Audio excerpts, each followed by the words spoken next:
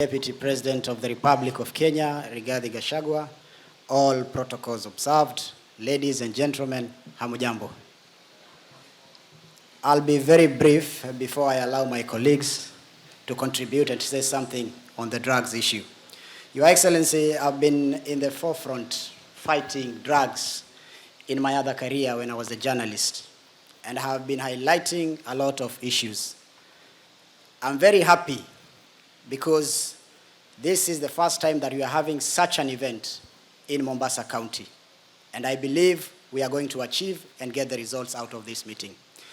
Your Excellency, Mombasa City is a unique city. It is a city with 3 main roads. One from here to Lamu, the other one from here to Lunga Lunga, and the other one from here to Nairobi. Apart from the entry point, the port entry of Moi International Airport, the port itself, and some other small ports where these drugs are being sneaked on. But Your Excellency, I keep on wondering, a city with 3 main roads is becoming difficult to handle because there is no willingness at the port of entry. If you look at Lunga Lunga, those who are manning that point, they don't have the facilities. The sniffer dogs, you cannot detect drugs without a machine. At the port itself, I remember I did a story on the 6.4 billion cocaine that was seized in Malindi. They used to go with a speedboat inside the ocean and pick it there from the ships and then come and distribute all over. Your Excellency, this is doable. And I'm happy because my good friend Waziri is here. The beauty with the two, the PS and Waziri Internal Security, they are quiet men. They don't talk, but they walk, they talk. And we have seen what they have done all over the country. And Your Excellency, it is easy to win this war if we connect the dots of intelligence by listening and acting. Amongst ourselves are good officers. In every market, Waswahili wanasema, kila soko haikosi mwenda wazimu. We might have small officers, a few numbers, who are not willing to play along and make sure that we protect this country. Look at Singapore and Malaysia. I am a member of parliament, but there's a day I went there for benchmarking. And I started shaking 10 minutes to the landing because of the document that they give it to you and tell you that if you are arrested with even 1 roll of marijuana, it's life imprisonment. In other countries, you will be hanged. I will quote Malcolm X. This is for you, Professor. Malcolm X said, sometimes we have to pick up the gun to put the gun down. In this case, we have to pick up the gun to put the drugs down. And we are not going to complain. Whether they will be killed, whether they will be hanged, we want this generation, the coming generation, to enjoy their lives.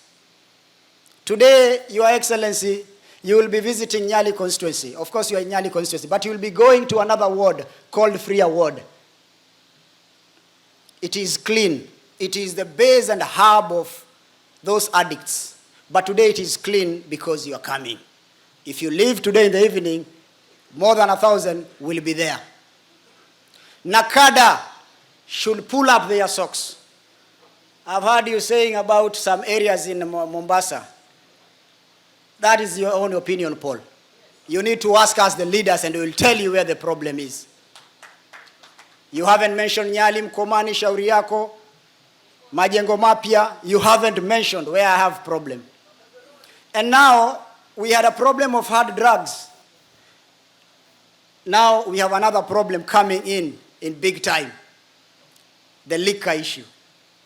This is the only county that operates, that the bars are allowed to sell alcohol 6 in the morning when children are going to school. There's an area called Bamburi Vescon in Nyali. Bars are operating 24 hours. There is a law in this country, and the laws must be adhered to. Children are no longer going to school. They are getting inside there. That is why you see we have a lot of issues. Vijana na mapanga, Kibokoni, Nyali, Likoni, Kisauni, everywhere. And this can be done. We can wipe out if we want to. The officers also. You know, I'm an officer myself. I've been with them in some difficult terrains during my days as a journalist. There are those officers who are willing to work hard, but they are also under pressure from their seniors. They will receive calls and be told, drop that thing. I am not a lawyer, Your Excellency, but I think, and I stand to be guided, we should have the office of the ODPP closer to the stations. Because sometimes these good police officers, men and women, do all they can, arrest these drug lords, but majority of them will just say, let us offload them. 24 hours thing. They are still not supposed to be in court, and then they are taken to court. But they haven't captured it properly the way it is supposed to be done. That is why sometimes the courts looks at how the case has been filed and throw it out. So we must have a strategic way of making sure ukifikishwa pale kotini hakuna kurudi nyuma. Your Excellency, these people are known. And they live a posh life. When I saw Nakada doing some raids ya shisha hapa Nyali, I was very happy. Because shishas are not sold on the sides of the streets. They are sold in bungalows, main house, half an acre house. Shisha, prostitution, chewing of miraa, mogoka, another problem that we have nowadays. Schools, people are now building bars near schools. People are building bars near mosques. Who is giving them these licenses? The county must also pull up its socks. I know you want money, but consider the children of this great country of ours before you give out the licenses.